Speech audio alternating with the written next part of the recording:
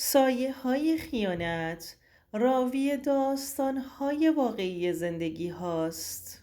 هیچ وقت فکر نمی کردم همسایه‌ای که همیشه با احترام سلام میداد کسی باشه که زندگیم رو به جهنم تبدیل کنه.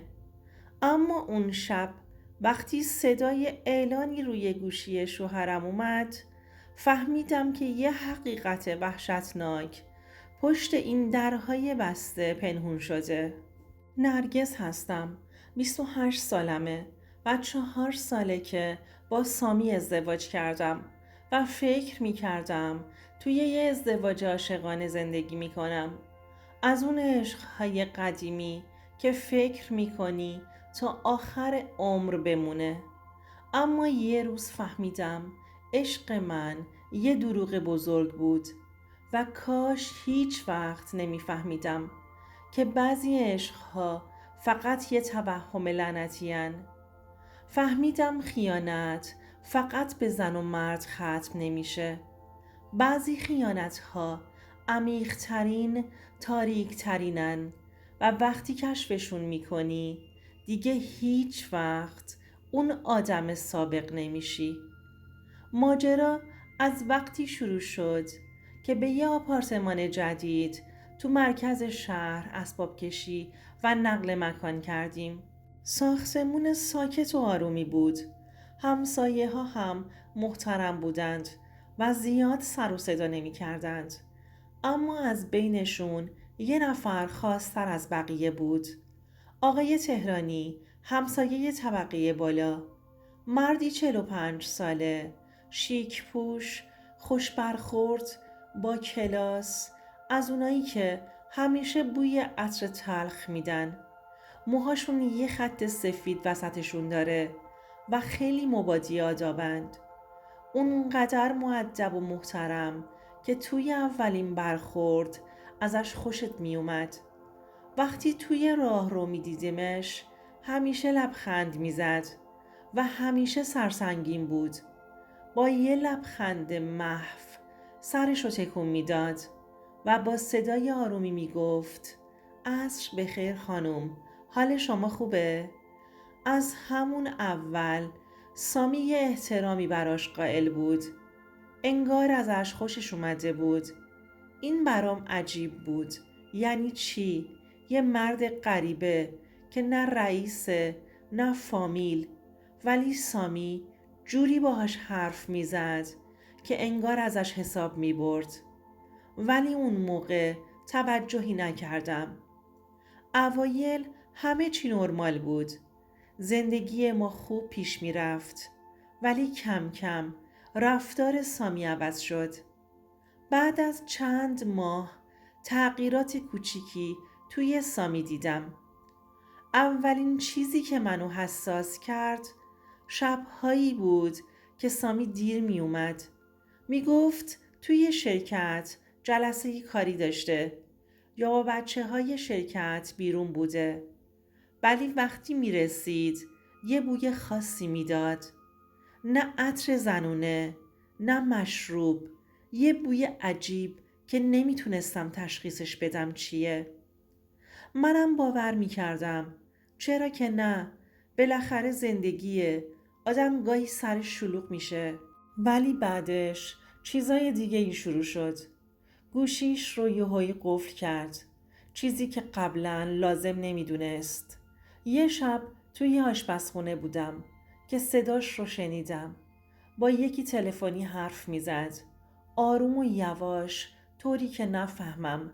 ولی یه جملهش مثل پتک خورد توی سرم. باید امشب ببینمت مثل همیشه. با خودم گفتم حتما پای یه زن وسطه. اما کاش فقط این بود. یه شب که سامی خواب بود آروم گوشیشو برداشتم.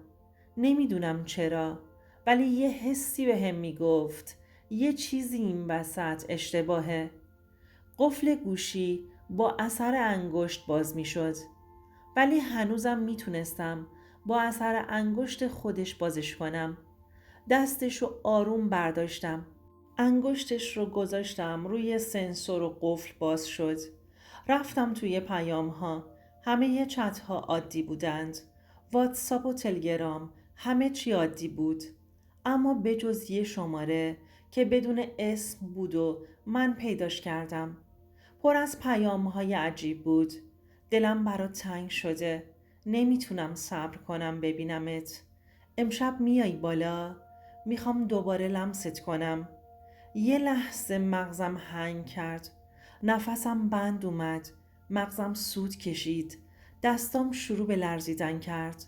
شماره رو ذخیره کردم. سریع رفتم توی واتساپ که ببینم عکس پروفایلش کیه. وقتی دیدم دنیا دور سرم چرخید. قلبم از جا کنده شد. آقای تهرانی بود. نه، امکان نداشت. شوهر من با یه مرد. اون شب تا صبح خوابم نبرد. قلبم مثل دیوونه ها میزد. نفهمیدم چقدر گذشت.